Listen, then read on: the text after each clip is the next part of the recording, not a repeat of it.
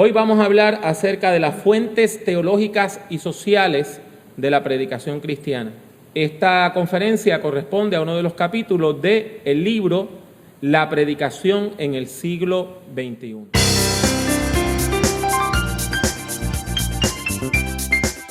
Les habla Pablo Jiménez, exhortándole a que prediquemos. Le doy la bienvenida a este podcast dedicado a la predicación, el liderazgo y la teología pastoral. Esperamos que el tema que tenemos para el día de hoy sea de gran edificación a su vida. A pesar de todos los cambios que han ocurrido en la ciencia de la predicación, en el arte de la predicación, hay unas cuantas preguntas básicas que nos seguimos haciendo. Primero, ¿qué es la predicación? Segundo, ¿cuál es la función de la predicación? ¿Para qué es que predicamos? Tercero, ¿cuáles son las fuentes teológicas de la predicación? ¿De dónde nace la predicación en términos teológicos? ¿Y cuáles son las fuentes sociales de la predicación si las tuviera? ¿Qué elementos sociales alimentan la predicación? Y finalmente, ¿cuál es el impacto que debe tener la predicación en nuestras comunidades? No solamente en las comunidades religiosas, sino en la comunidad general en la cual servimos. Pasemos a considerar algunas definiciones importantes. Y la primera, claro está, es la definición de predicación. Yo defino la predicación como la interpretación teológica de la vida en el contexto del culto cristiano. Se la repito. La predicación es, a nuestro juicio, la interpretación teológica de la vida en el contexto del culto cristiano. Esto quiere decir que el sermón es un evento. Y ese evento se da dentro del seno de una comunidad cristiana. Y ese evento tiene un propósito. ¿Para qué predicamos? Predicamos con el propósito de ayudar al pueblo a comprender la vida a la luz de la fe. Nosotros predicamos para que la gente vivan como cristianos, para que se hagan cristianos y vivan como cristianos. Y para eso tienen que entender la vida desde una perspectiva cristiana. Por lo tanto, lo que hace la predicación es que le ayuda a la gente a vivir, tratando de que la gente comprenda qué es la vida desde una perspectiva de fe. La predicación es una empresa interdisciplinaria. ¿Qué queremos decir con eso? Para usted predicar, tiene que estudiar la Biblia, o sea, tiene que usar exégesis bíblica y hermenéutica bíblica. Pero usted va a hablar de Dios, de Jesucristo, del Espíritu Santo, de la iglesia, del pecado, de la salvación. Todo eso son conceptos teológicos, o sea que usted necesita estudiar un poquito de teología sistemática. Pero predicamos en un contexto pastoral, así que usted tiene que entender qué es la teología pastoral y qué es lo que hace. La iglesia no nació ayer, tiene una historia. Usted necesita conocer la historia, no solamente de la iglesia, sino del mundo. Es importante tener claros los principios de la educación cristiana, de la educación religiosa, entendida como un proyecto de vida que nos ayuda a vivir como cristianos, desarrollando valores y actitudes de personas cristianas. El consejo pastoral es importante, porque cuando usted está predicando a personas que están en crisis, usted tiene que utilizar elementos del consejo pastoral para bregar con sus situaciones, con sus depresiones, con sus distintas situaciones de vida. Y finalmente, hay unos elementos de oratoria. El uso de la voz, la postura, cómo usted se mueve, la gesticulación, todos esos elementos se unen en la predicación cristiana. Por lo tanto, la buena predicación es un ejercicio de integración. La buena predicación es un ejercicio de integración donde usted une los diversos elementos que he mencionado en un solo sermón. Ahora bien, aparte del concepto predicación, está el concepto homilética. Y hay personas que entienden que es una y la misma cosa y están relacionados, pero no es lo mismo. La predicación es el arte de hablar la fe en medio del contexto del culto cristiano para interpretar la vida. La homilética es la ciencia que estudia la predicación. Para ponerlo más claro, la homilética es la disciplina y la predicación es la práctica. ¿Están conmigo hasta ahí? La homilética es el estudio académico de los diversos aspectos de la predicación. La homilética se ocupa de la cuestión de cómo interpretar la Biblia, del problema hermenéutico, y estudia cómo se emplean los principios de la interpretación bíblica para comentar la Biblia y comprender su mensaje. La homilética también estudia cómo se preparan los sermones que predicamos. También analiza cuál es la relación entre el sermón y la adoración. Porque el sermón no se da en el aire. El sermón se da en un contexto. Por lo tanto, usted tiene que entender el sermón dentro del contexto del culto cristiano. Y también, otra de las cosas que estudia la homilética es qué impacto tiene la predicación en las personas que le escuchan. Vamos a hablar entonces, después de esas dos definiciones importantes, de las fuentes teológicas de la predicación. Afirmamos que la predicación es sobre todo un evento teológico. La predicación es sobre todo un evento teológico. La predicación intenta comunicar la palabra de Dios. La predicación intenta comunicar la palabra de Dios. Y tenemos que entender que la predicación es una palabra que nosotros decimos a nombre de Dios. Y esa palabra de Dios es mucho más grande de lo que nosotros jamás podemos decir. Es mucho más grande de lo que podemos comprender. O sea, la palabra de Dios como evento es mucho mayor de cómo nosotros la podemos articular. ¿Están conmigo hasta ahí? Por lo tanto, nosotros, por más que prediquemos, jamás vamos a presentar de manera exhaustiva o completa la palabra de Dios. La palabra de Dios siempre va a tener una reserva. Siempre va a haber palabra de Dios que nosotros no vamos a poder decir. Siempre va a haber una palabra de Dios para el futuro. Entonces, la predicación intenta comunicar la revelación divina al pueblo de Dios por medio de la proclamación del Evangelio. Proclamamos el Evangelio, anunciamos el Evangelio de Jesucristo porque queremos comunicar lo que Dios ha revelado al pueblo. Ahora yo quiero que ustedes noten todos los conceptos teológicos que yo usé en los últimos segundos. Hablamos de palabra de Dios, revelación, pueblo de Dios, proclamación y evangelio. Todos esos son conceptos teológicos. Por eso es que es imposible predicar sin teología. Porque la única manera de predicar sin teología sería predicar sin mencionar a Dios o sin hablar de Dios. Toda persona que habla de Dios está presentando una teología. Ahora bien, ¿cómo es que nosotros, como comunidad cristiana, aprendemos teología?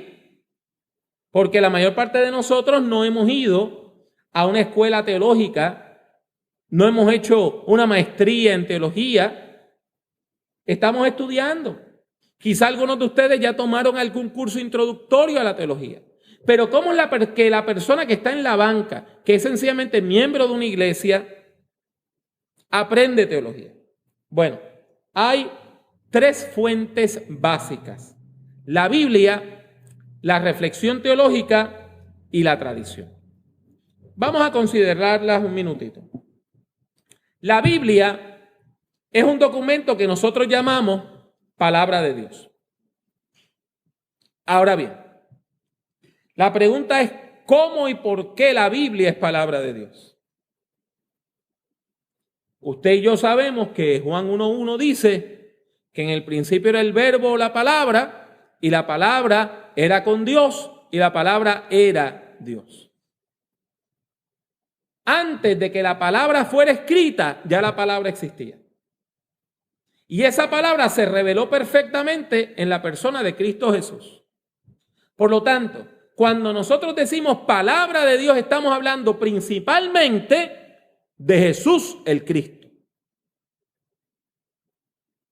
¿Estamos claros hasta ahí? Ahora bien, dado que Jesús el Cristo no está físicamente entre nosotros, nosotros conocemos de Cristo Jesús por medio de la Biblia. O sea, la Biblia es palabra de Dios porque la Biblia me habla de Jesús, quien es la palabra de Dios hecha carne. Hay que hacer una diferencia entre la Biblia como palabra escrita de Dios y Jesús como la palabra hecha carne. Y tiene que quedar claro que de esas dos, la más grande e importante es la palabra hecha carne en Cristo Jesús. ¿Estamos de acuerdo en ese punto? Ahora, la Biblia me enseña acerca de Cristo, me enseña acerca de Dios su Padre, me enseña acerca del ministerio de Jesús, de la reflexión teológica de la iglesia primitiva. Por eso es palabra de Dios. Porque me lleva a Cristo. Me lleva a comprender la revelación de Dios. Ahora bien, cuando hablamos de reflexión teológica, nos referimos al análisis sistemático de la persona y el carácter de Dios a la luz del testimonio bíblico y de la razón humana. ¿Qué quiere decir eso? Que nosotros pensamos la fe. Y cuando nosotros pensamos la fe y le explicamos la fe a alguien y tratamos de definir quién es Dios, quién es Jesús, todo ese tipo de cosas, vamos articulando un pensamiento cristiano. Cuando usted estudia teología sistemática, lo que usted estudia es cómo la iglesia a lo largo de los siglos ha ido pensando la fe y articulándola de manera que la pueda comunicar de manera efectiva a otras personas. ¿Estamos de acuerdo en ese punto? Uno de los teólogos antiguos de la iglesia dijo que la teología es la fe en busca de entendimiento. Y para eso es que nosotros hacemos teología, porque queremos comprender a Dios. Tercer lugar, la iglesia tiene una tradición. La iglesia lleva más de 1900 años de existencia. Y en la iglesia hemos tenido grandes pensadores y grandes pensadoras, teólogos y teólogas, personas, hombres y mujeres que han pensado la fe y lo que han reflexionado nos lo han dejado en legado.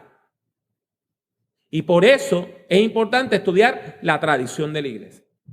Si usted va a la librería cristiana hoy, encontrará que por fin se volvió a editar el libro Historia del Pensamiento Cristiano de Justo González. Ese libro originalmente se publicó en 3 tomos, ahora se publicó un libraco enorme de un solo tomo. Están toda la historia del pensamiento cristiano desde la época del Nuevo Testamento hasta los tiempos modernos. Y usted ve cómo cada generación, cada continente, cada país ha ido pensando y repensando la fe. Y esa tradición es nuestra. Puede que usted sea pentecostal, discípulo, bautista. Puede. Y usted diga, no, la tradición mía nada más tiene 100 años o 200 años. No, hermanos, no. Nosotros somos herederos y herederas de la tradición de la iglesia desde el tiempo del Nuevo Testamento. Y tenemos que pensar la fe en diálogo con esa tradición, porque nosotros no hemos inventado la fe, somos parte de una gran cadena de testigos. Ahora, un punto importante es que la objetividad no existe. Hay personas que dicen, no, deme la palabra de Dios pura, sin ninguna adulteración, la teología pura, sin ninguna adulteración. Pues eso es imposible. Es imposible. ¿Por qué? Porque cada uno de nosotros piensa en un idioma. Ya al usted pensar en un idioma, ya usted está teniendo ahí una mediación lingüística, cultural. Yo no puedo usar para Dios palabras que no existen en mi idioma.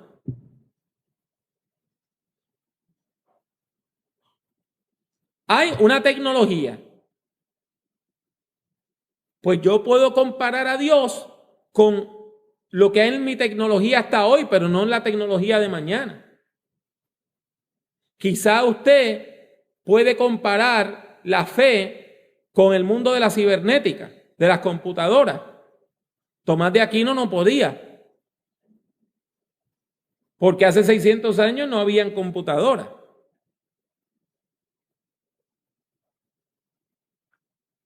Por lo tanto, nosotros tenemos unos valores, unos principios sociales, unos principios políticos, una ideología, y nuestra fe la hemos aprendido en medio de esa ideología, de esa cultura que le sirve de mediación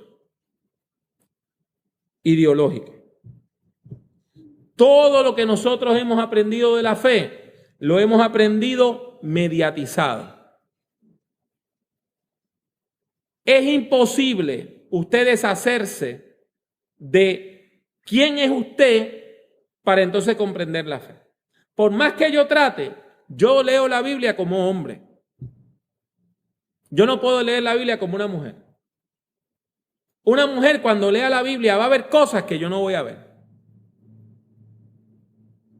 Por más que yo trate, yo no puedo leer la Biblia como un beduino o como un árabe, porque yo soy puertorriqueño, caribeño. Yo no me puedo desdoblar y dejar de ser un hombre caribeño bilingüe y convertirme en un francés y leer la Biblia como una mujer francesa. Por lo tanto, cuando yo lea la Biblia e interprete la fe, cuando yo predique, yo voy a estar en el púlpito todo yo, con mis valores, con mis prejuicios, con mis ideologías. El problema ha sido que hay gente que alegan pureza ideológica. Y los que alegan pureza ideológica, lo que están haciendo es presentando su cultura como la válida. Y todas las otras no son válidas. Presentando su visión de teología como la única. Y todas las otras no son válidas. Y mire, en parte, eso a nosotros nos ocurrió en América con el movimiento misionero. A nosotros nos llegó el evangelio, gracias a Dios y gracias a gente muy valiente que hicieron una labor muy linda, pero ¿sabe qué? Mediada por una ideología. Mediada por una ideología. Nos enseñaron a leer la Biblia de manera espiritualizada. El misionero leía y decía, hermanos, hermanas, Jesús le dio pan al hambriento. Vamos a darle pan espiritual al pecador.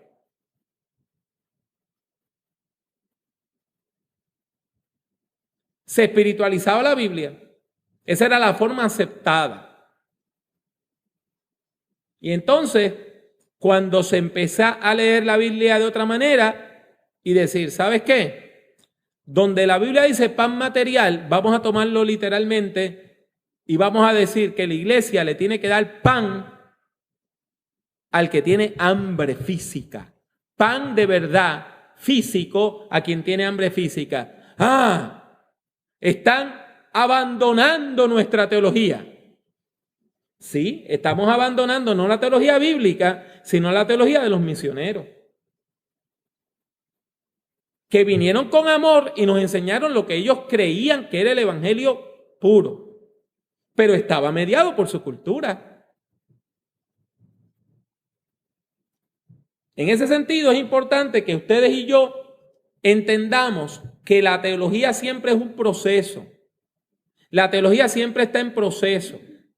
Y la teología siempre se tiene que criticar a sí misma. Porque nunca ningún ser humano va a poder articular perfectamente el pensamiento de Dios. Todo lo que nosotros podamos decir sobre Dios en el fondo es un balbuceo. El apóstol Pablo en 1 Corintios 13 lo dijo. Ahora vemos como por espejo. Pero cuando venga lo perfecto, entonces conoceremos como hemos sido conocidos. Entonces conoceremos perfectamente. Vamos a hablar entonces de las fuentes sociales de la predicación. Este es un tema que por lo regular no se trata en los libros de homilética. Así que algunas de las cosas que yo he dicho hasta ahora, usted quizá las había escuchado, pero esto probablemente va a tener más elementos novedosos. Del mismo modo que presentamos 3 elementos teológicos, vamos a presentar 3 elementos sociales. ¿Por qué? Porque la predicación cristiana se da en el contexto de una comunidad de fe. Y esa iglesia, esa comunidad de fe, existe en una cultura dada. Y esa cultura se da en un medio de una realidad social. Y esa realidad social afecta tanto a la iglesia como a la gente que no son de la iglesia. Si el crimen es rampante en el país, el crimen afecta a la iglesia. Usted no puede interpretar la Biblia como si el crimen nada más fuera un problema para la gente que no tiene fe. La iglesia vive en la misma comunidad y experimenta la misma realidad. Las 3 fuentes sociales de las cuales vamos a hablar son la iglesia, la cultura y la realidad social. Iglesia, cultura y realidad social. La iglesia, usted me va a decir, pastor, la iglesia no es una realidad social, es una realidad teológica. En parte usted tiene razón, porque la iglesia ha sido creada por Dios, llamada por Dios, convocada por Dios, y eso la convierte en una realidad teológica. Pero la iglesia también es una realidad social.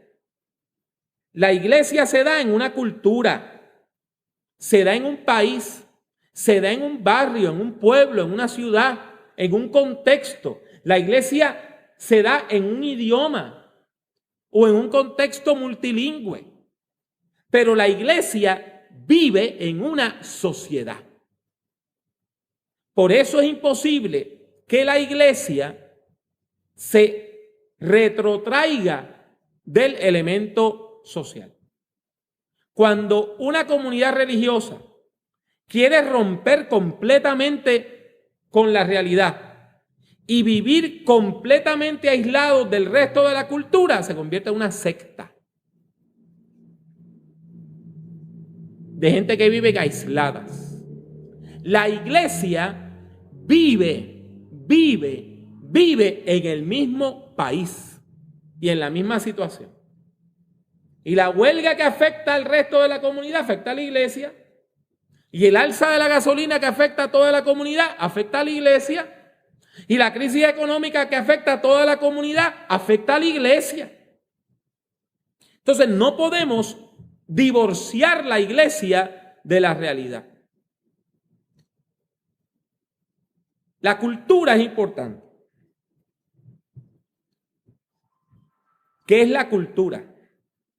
Eso es uno de los grandes problemas. ¿Cómo definir el concepto cultura? Han habido varios intentos de definir la cultura. Pero el hecho es que la cultura, no importa cómo usted la defina, exista.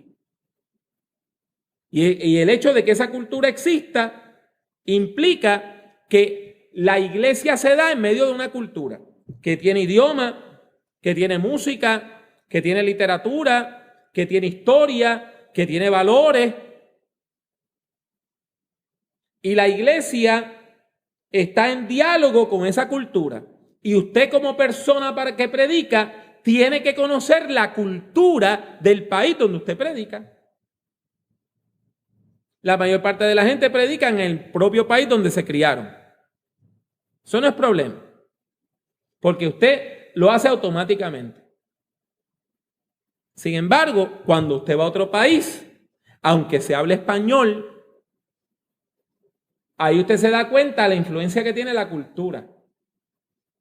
Cómo usted se para, cómo usted le echa el brazo a la otra persona, cómo usted gesticula, cómo usted acentúa una palabra o la otra, depende de la cultura. Y son elementos culturales. Y hacer un gesto mal hecho le puede dañar a usted un sermón. Y decir una palabra que para usted no es mala, pero en esa cultura es altisonante, puede destruir un servicio de adoración.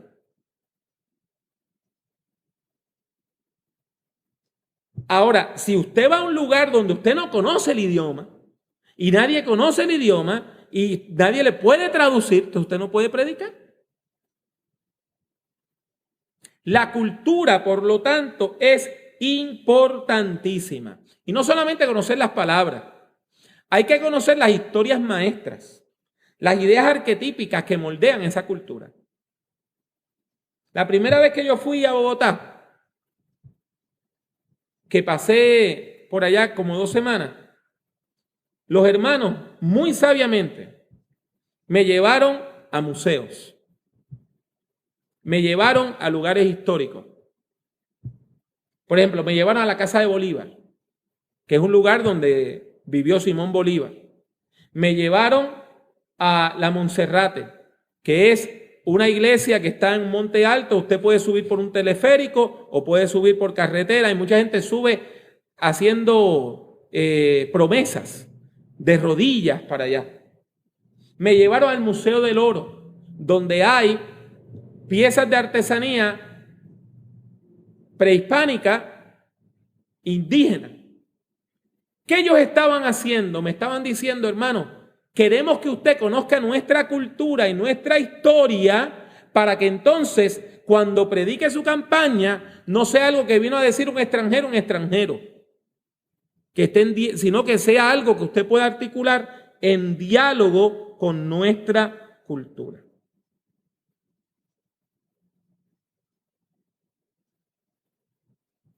Iglesia y cultura nos llevan a pensar también en la realidad social. Tanto la iglesia como la cultura existen en un mundo afectado por toda una serie de problemas, eventos sociales: pobreza, droga, violencia, abuso del alcohol, crimen, corrupción. Todos esos problemas afectan a toda la comunidad. La realidad política también moldea nuestra vida y determina lo que usted puede hacer, decir y cómo se construye la sociedad. Por ejemplo, una iglesia que vive en un país donde hay una dictadura militar, vive en un contexto donde si usted predica sobre la liberación del pueblo de Egipto, usted puede terminar arrestado, encarcelado o asesinado. Porque eso huele a sedición. Y la iglesia no puede obviar la realidad social. El problema es que nuestra herencia misionera nos enseñó precisamente a hacer eso. A predicar el evangelio de una manera que supuestamente intentaba ser objetiva. Y por objetiva quería decir que no vamos a hablar de lo que está ocurriendo en la sociedad.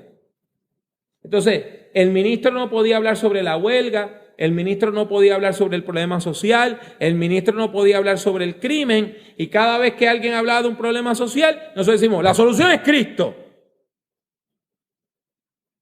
Y mire, yo creo que en el fondo la solución es Cristo. Pero ¿cómo yo llego de aquí a Cristo?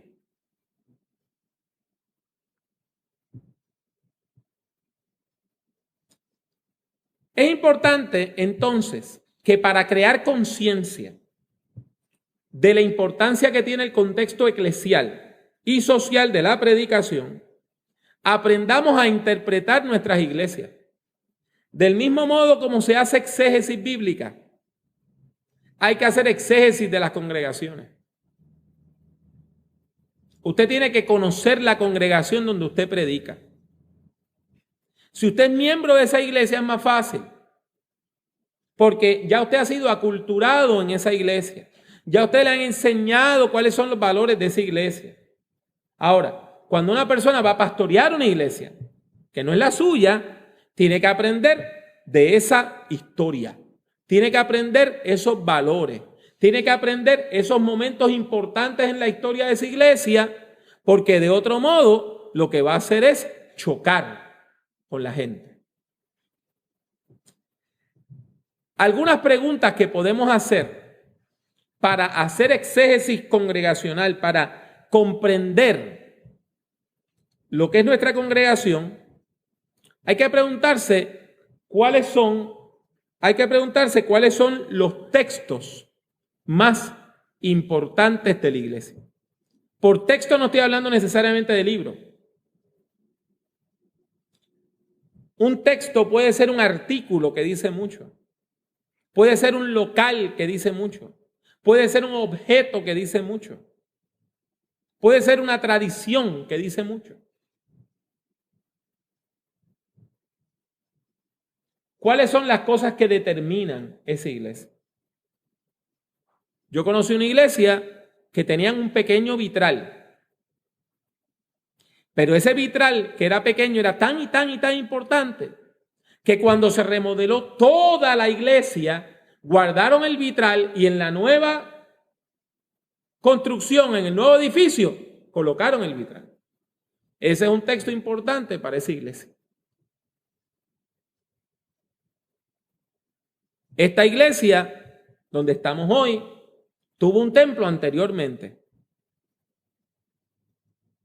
Pues cuando ese templo fue demolido, antes de demolerse, un grupo de esta iglesia fueron y rescataron la cruz de metal que estaba en lo alto de aquella iglesia y la tenemos guardada aquí. Eso es un texto importante para Spinoza. Eso no, la gente no podía decir vamos a tirarla a la basura o vamos a venderla a la gente que compra metal.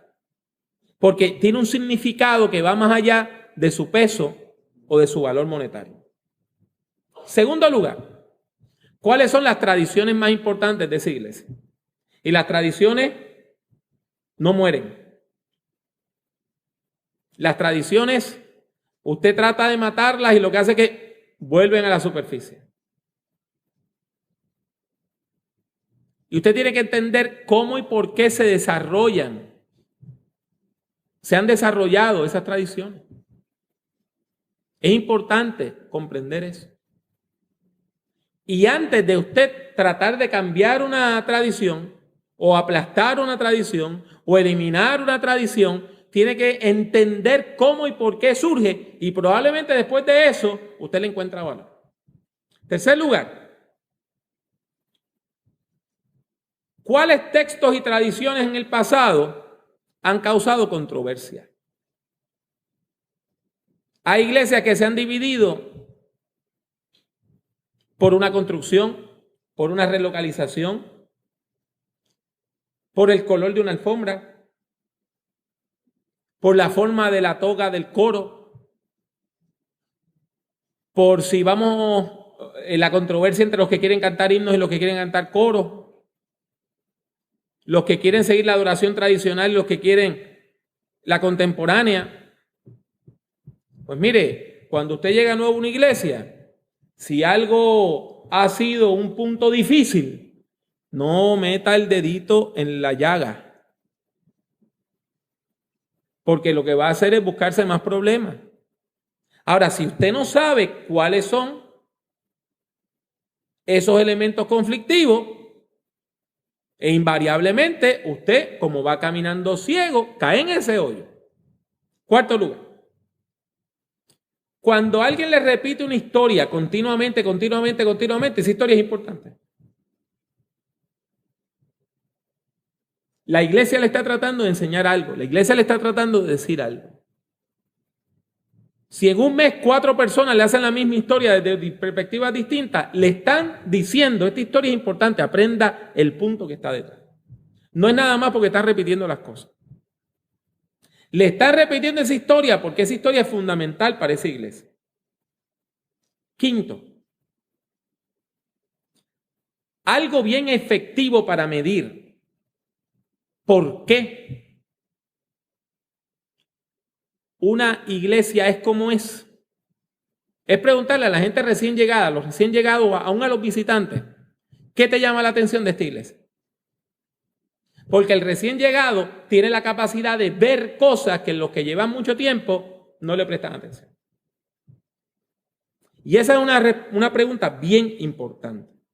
Preguntarle al nuevo miembro, ¿cuáles son los elementos más atractivos de esta iglesia? Y entonces, en sexto lugar, usted trata de determinar cuál es el carácter de esa iglesia. Aparte de eso, hay que tratar de entender el contexto social donde se ubica la iglesia.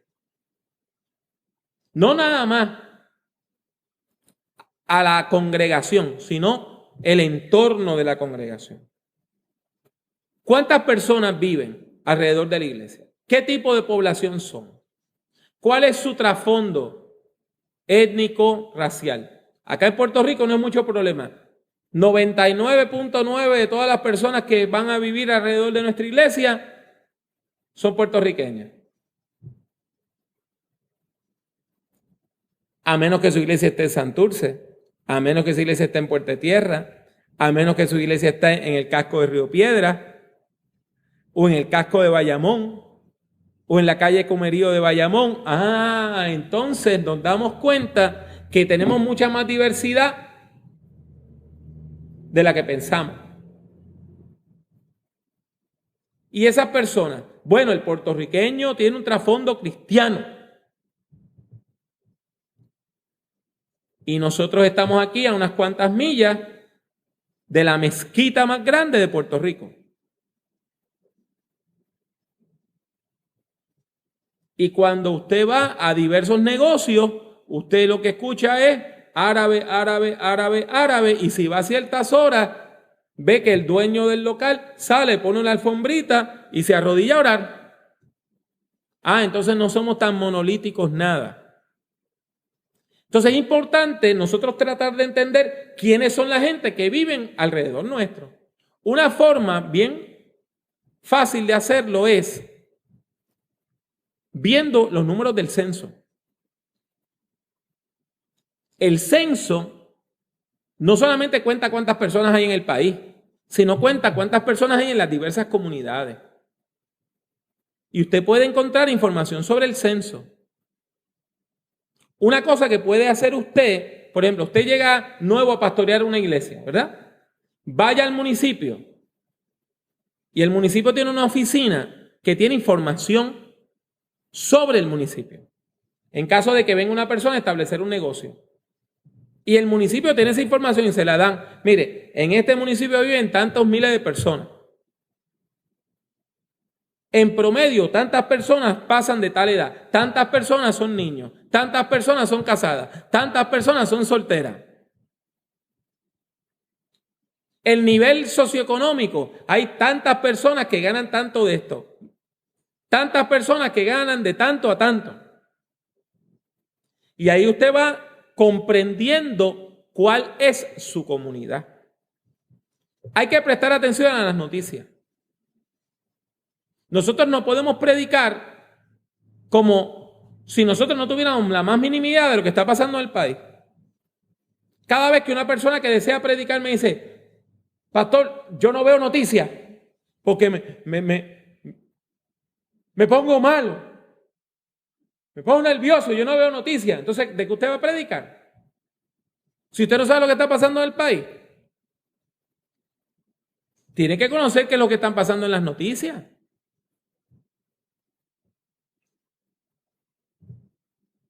Otra cosa importante es, piensen cuáles son las organizaciones cristianas y no cristianas que trabajan con la comunidad. Usted vive en una comunidad donde no hay un solo centro de rehabilitación para adictos. Es muy distinto a usted vivir en una comunidad donde hay una cárcel, al lado uno de estos hogares de custodia intermedia donde la gente está preso básicamente de noche y de día salen a trabajar, y un par de kilómetros más allá hay un hogar de rehabilitación de adictos, y par de kilómetros más allá hay otro lugar de rehabilitación de adictos, y hay un refugio para mujeres maltratadas. Bueno, entonces ya eso le dice cuál es esa cultura. Le dice algo importante sobre la realidad social, ¿verdad? Tenemos comunidades marginadas en nuestro medio. ¿Y cómo usted sabe que tenemos comunidades marginadas? Bien sencillo. En las comunidades de clase media y clase alta no hay cantinas en lugares residenciales.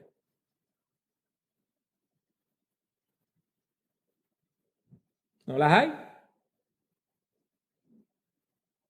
En las comunidades marginadas, aquí vive fulana, aquí vive fulano, aquí vive doña fulana, y aquí hay una cantina.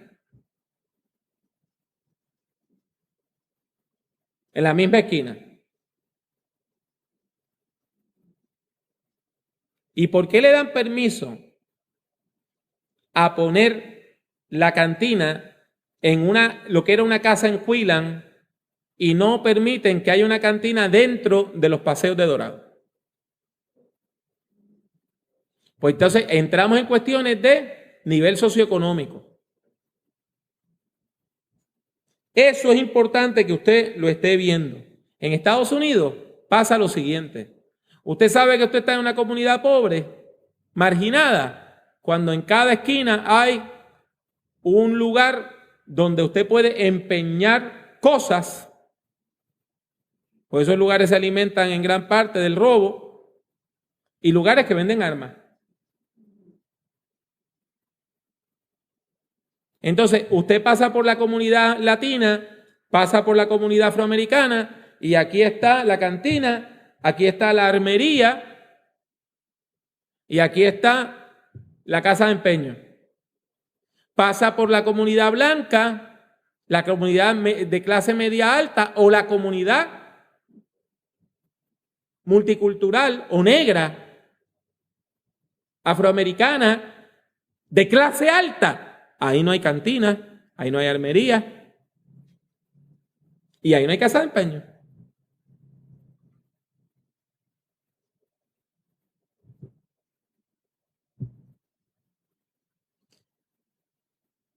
También es importante que las iglesias se unan a otras iglesias para hacer proyectos comunitarios.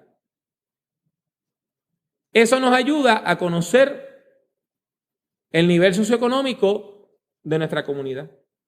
Hace 3 años, cuando nosotros empezamos acá el programa de distribución gratuita de ropa, nos llegó una señora con un bebé descalzo.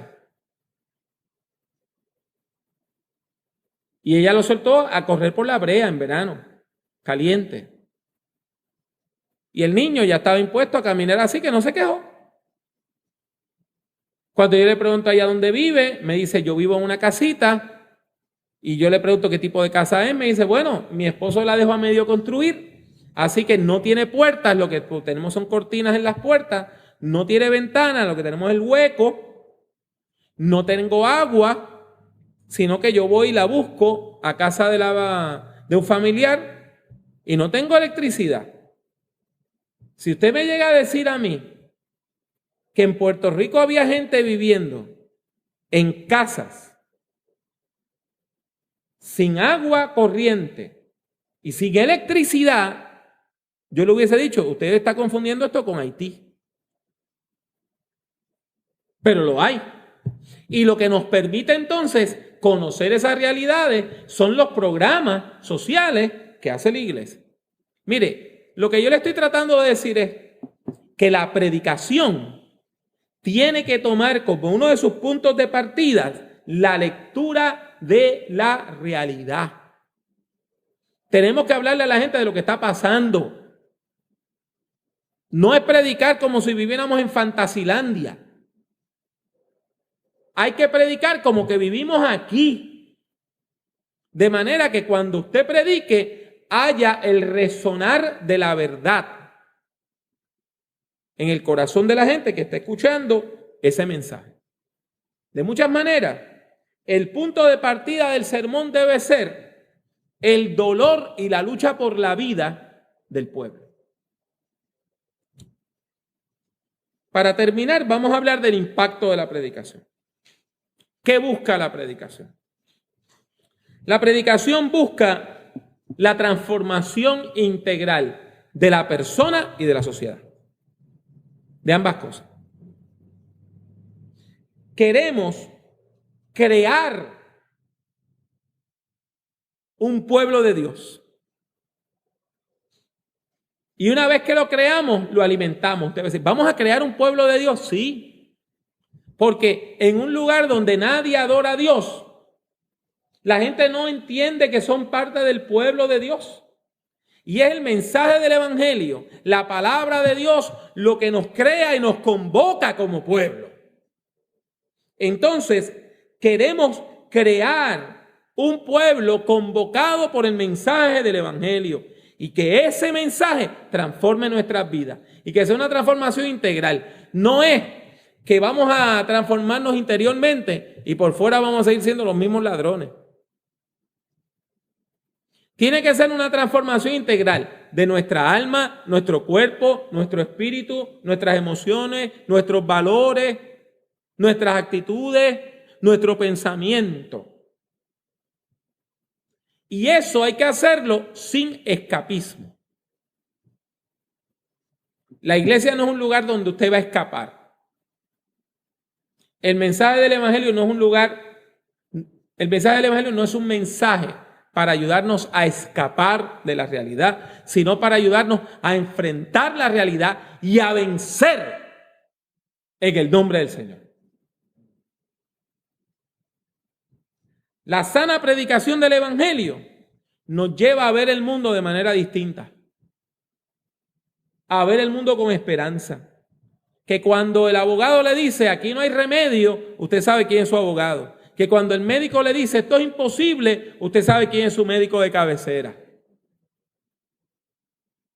Y usted vive con esa conexión con la realidad. Y que si el médico le dice es maligno y le quedan 3 meses, usted pueda decir, para mí el vivir es Cristo y el morir es ganancia. Entonces, no predicamos un mensaje escapista, sino que predicamos un mensaje que nos lleva a predicar los valores del reino de frente a los obstáculos y problemas que vivimos diariamente. Y tenemos que comprender la vida y el mundo a la luz de los valores del reino. Y entender que eso siempre va a implicar una contradicción, una lucha. Los valores del mundo siempre se van a oponer a los valores del reino.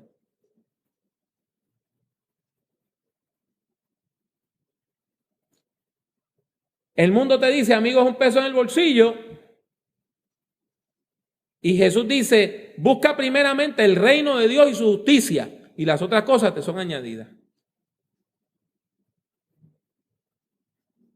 El mundo te dice, pásale por encima al otro y aplástalo para llegar primero.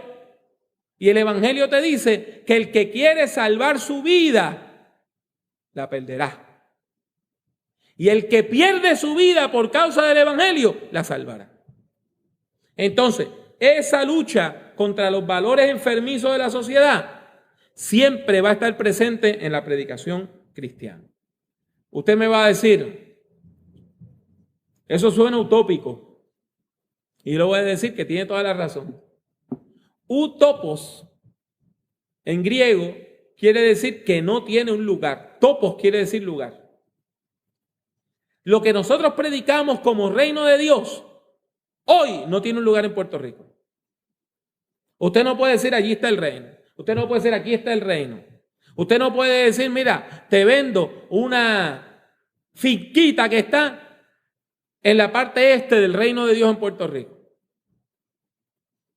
Nosotros estamos hablando de una realidad que todavía no se ha manifestado plenamente. El reino de los cielos se sigue acercando y se sigue acercando y se sigue acercando, pero todavía no está plenamente entre nosotros. En ese sentido, lo que estamos predicando es utópico, porque no tiene un lugar hoy aquí, pero nosotros sabemos por fe que tiene un lugar eterno. Martin Luther King, el movimiento de los derechos civiles, cantaba una canción que decía, nosotros venceremos, nosotros venceremos, nosotros venceremos algún día. Quizá no es hoy, pero la canción seguía diciendo, en lo profundo de mi alma, yo sí creo que nosotros venceremos algún día. O sea, que ellos estaban sufriendo por algo utópico, algo que todavía no se había manifestado, que era una sociedad egalitaria. Y nosotros, por fe, buscamos un lugar para el reino de Dios en la tierra, aunque todavía no lo tengamos seguro. En conclusión, lo más importante que yo le quiero decir hoy es que la predicación tiene que ayudar a la gente en la lucha por la vida. La predicación no te aplasta, te edifica. La predicación del evangelio no te minimiza, te exalta. La predicación del evangelio no te humilla, sino que te capacita. En ese sentido, mis hermanos y hermanas, nosotros como iglesia formamos una hermandad de gente que está luchando por la vida.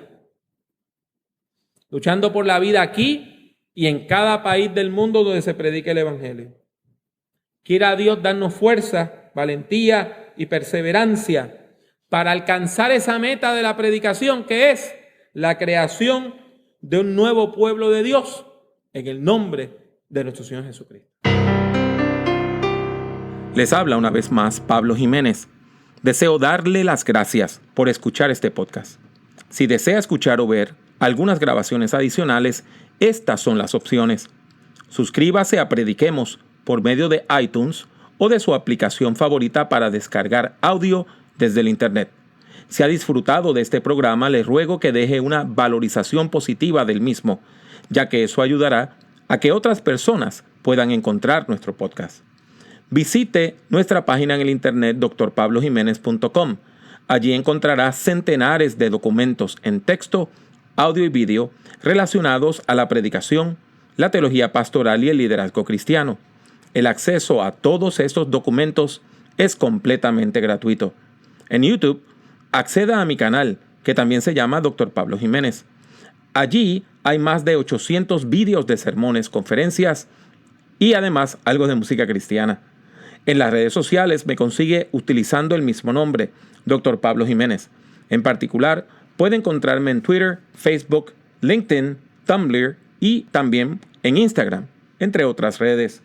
Y si desea comprar algunos de mis libros, tales como Principios de Predicación o Predicación en el siglo XXI, tiene dos opciones. La primera es ir a la sección de libros en mi página drpablojimenez.com. La otra es ir directamente a amazon.com y colocar mi nombre, Pablo Jiménez, en el buscador.